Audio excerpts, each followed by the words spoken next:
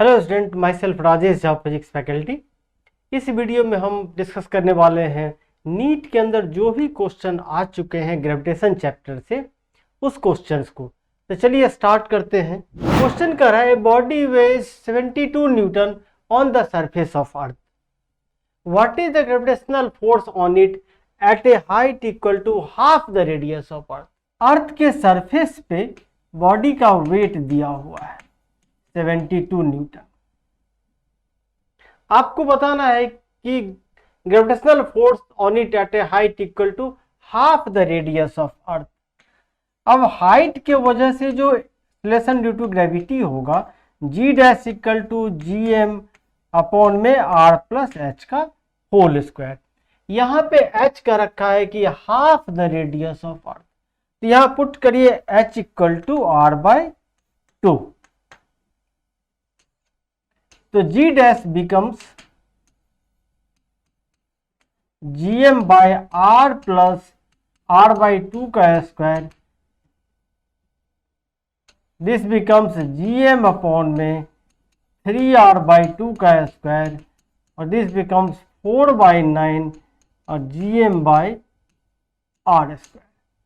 तो g dash हो गया, जी डैश इक्वल टू आप लिख सकते हैं 4 बाई 9 और G M by R square equal to g, where g is the acceleration due to gravity on the surface of earth and near the surface of earth।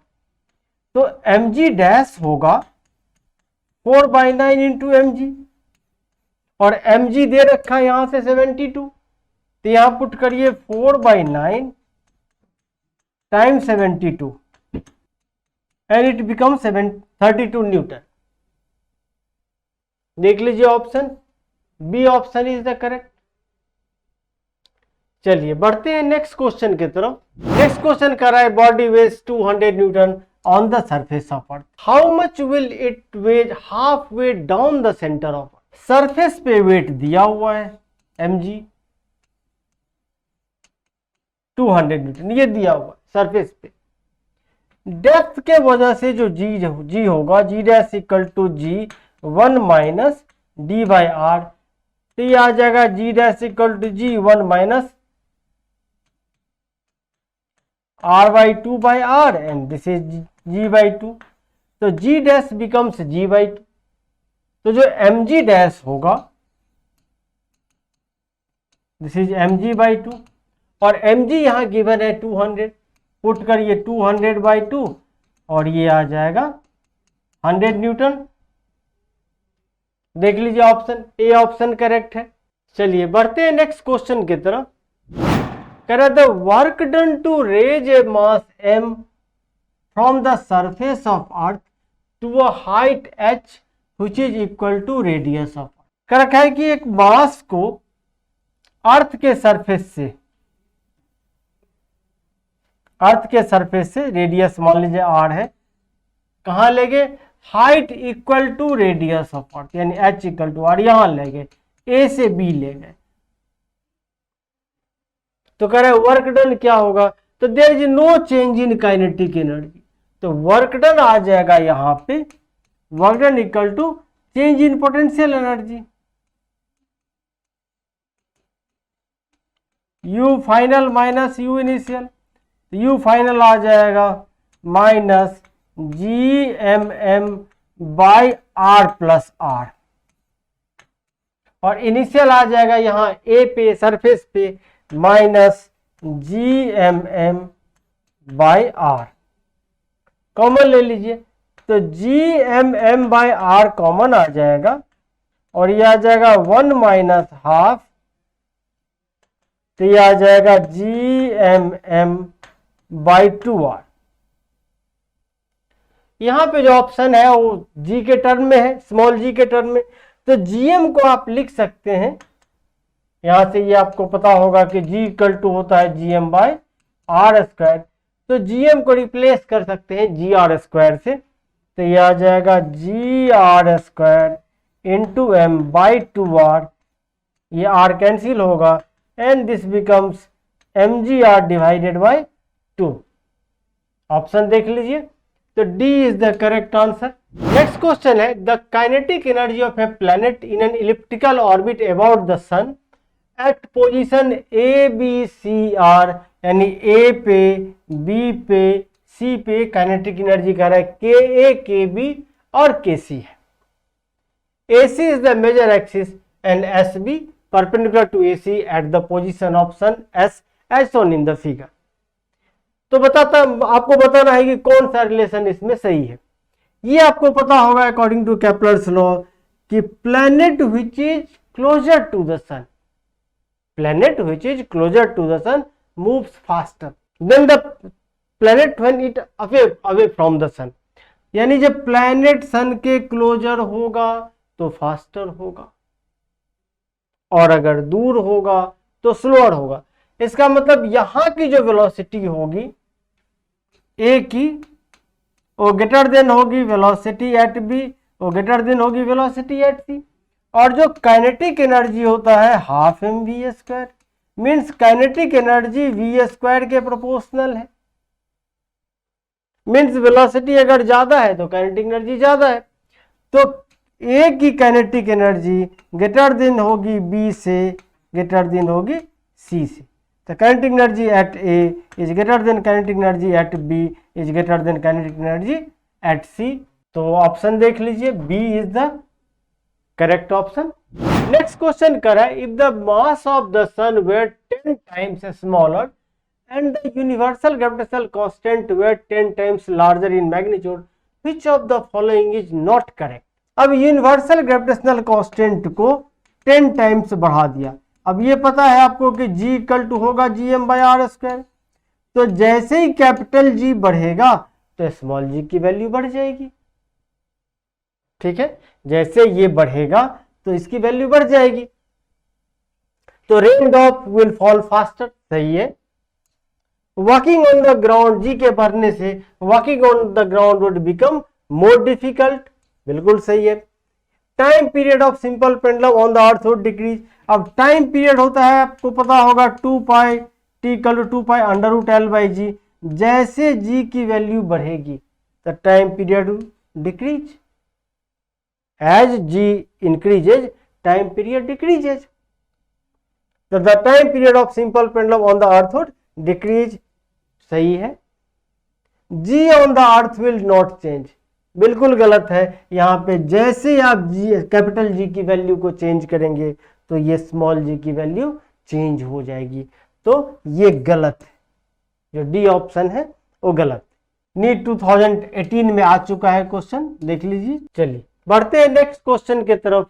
Next question है two astronaut are floating in a gravitational free space after having lost contact with their spaceship. The two will move towards each other, move away from each other, will become stationary and keep floating at the same distance between them. NEET 2017 का question है। कर है कि दो astronaut है, float कर रहा है in gravitational free space after having lost contact with their spaceship. Contact lost हो गया, तो कह रहा है कौन सा ऑप्शन सही है। अब इस दोनों के बीच में ड्यू टू ग्रेविटेशनल पुल एक दूसरे को अट्रैक्ट करेगा, और ये पता है आपको कि जो F होगा Gm1m2 डिवाइडेड बाय r²। तो ड्यू टू ग्रेविटेशनल पुल ये एक दूसरे को अट्रैक्ट करेगा, यानी it moves towards each other. Moves away from each other गलत है। विल बिकम स्टेशनरी गलत है। Keep floating at the same distance between them गलत है। Correct answer is move towards each other due to gravitational pull. Next question है the acceleration due to gravity at a height 1 kilometre above the earth is same as the depth d below the surface of earth। Question करा है कि जो acceleration due to gravity की value है 1 kilometre above the surface of earth is same as d distance below the surface of earth। यानी 1 kilometre above जितनी value है उतने ही d distance below the surface of earth value. अब altitude के वजह से जो g वेरी करता है, g dash equal to g 1 - 2h/r, और डेप्थ की वजह से जी वेरी करता है, g dash equal to g 1 minus d by r. Simplify करिए, जी कैंसिल होगा, 1 भी कैंसिल हो जाएगा, तो यहां से आ जाएगा 2h इक्वल टू डी।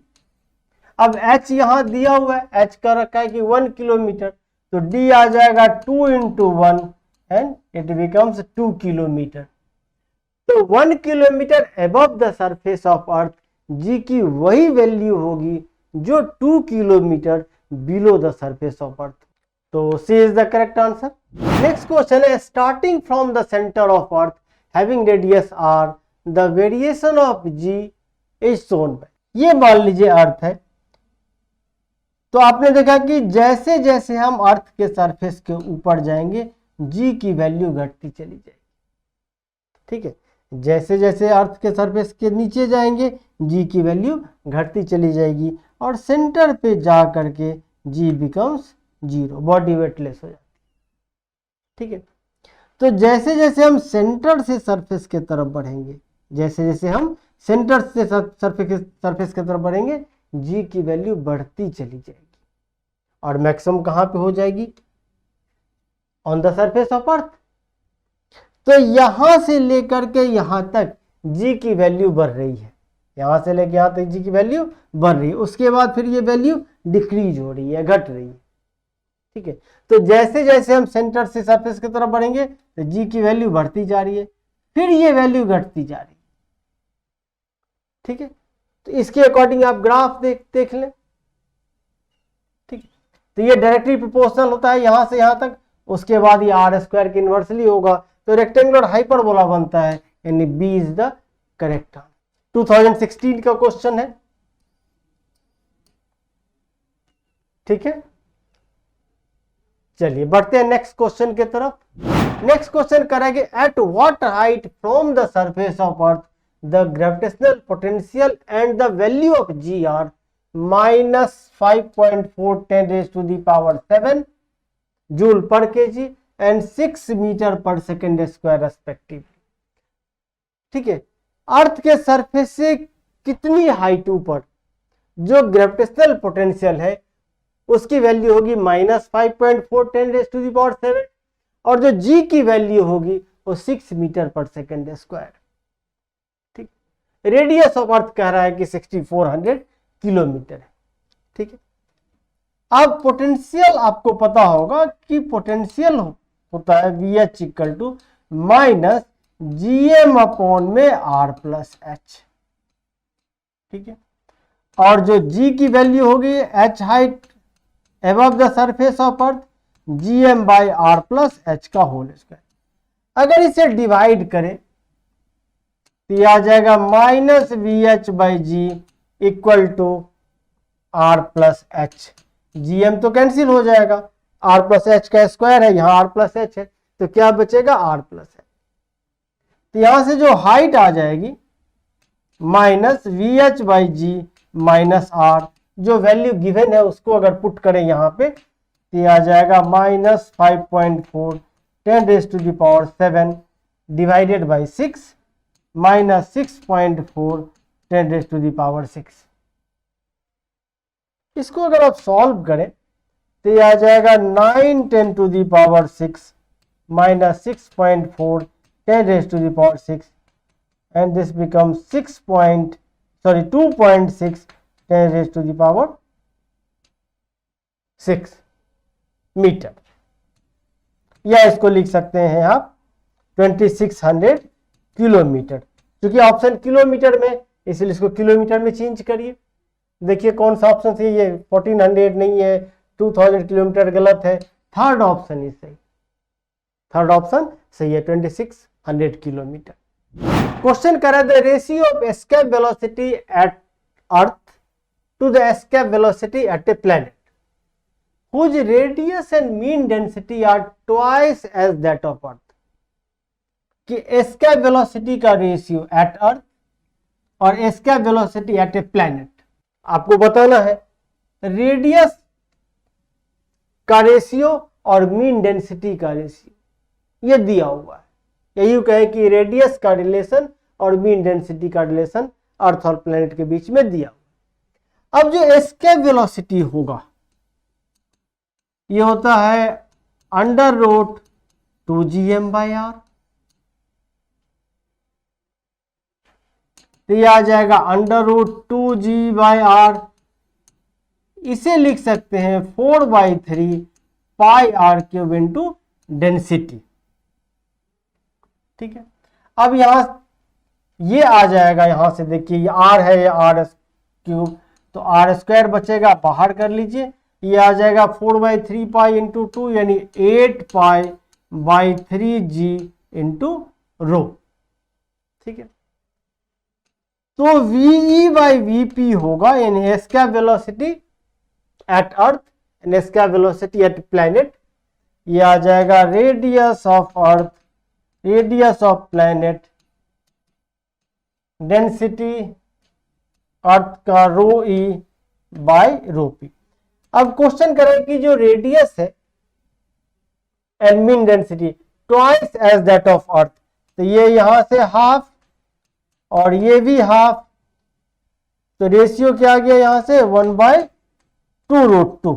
तो 1:4, 1:√2, 1:2, 1:√2। D option is the correct answer. Question करा a satellite of mass image orbiting the earth of radius r at a height h from its surface. The total energy of satellite in terms of g0. g0 क्या है? The value of acceleration due to gravity at the earth surface. इसके term में आपको total energy निकालनी है। ठीक है, तो जो टोटल एनर्जी होगा